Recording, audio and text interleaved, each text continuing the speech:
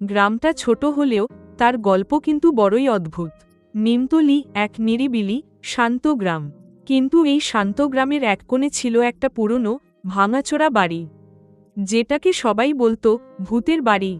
দিনে বাড়িটা দেখতে যেমন নীরব, রাতে ঠিক ততটাই অদ্ভুত, কারণ সেখানে প্রতি রাতেই শোনা যেত একটা ঘড়ির টিকটিক শব্দ। লোকজন বলতো ওটা কোনো সাধারণ ঘড়ি নয়, সেটা ভূতের ঘড়ি। কেউ সাহস করে কাছে যায়নি, কেউ সত্যিটা জানেনি।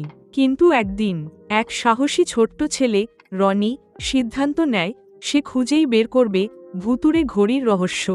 আমি কিন্তু কিছুতেই ভয় পাই না, আমি যাচ্ছি ওই ঘরে রহস্য খুঁজতে। রাত 8টায় টর্চ হাতে নিয়ে সে ঢুকল পুরনো সেই ভুতুড়ে বাড়িতে। চারদিকে শুধু ঝি ঝি পোকার ডাক। ঘরে ঢুকেই রনি দেখল একটা পুরনো দেওয়াল ঘড়ি নিজে নিজে চলছে, টিক টিক টিক টিক। রনি খুবই অবাক। সে ভাবল ঘড়ি তো ব্যাটারিতে চলে, কিন্তু এত বছর পুরনো একটা ঘড়ি কিভাবে এখনো চলে। সেই ঘড়িটার পেছনে হাত দিয়ে খোঁজ নিতে গেল।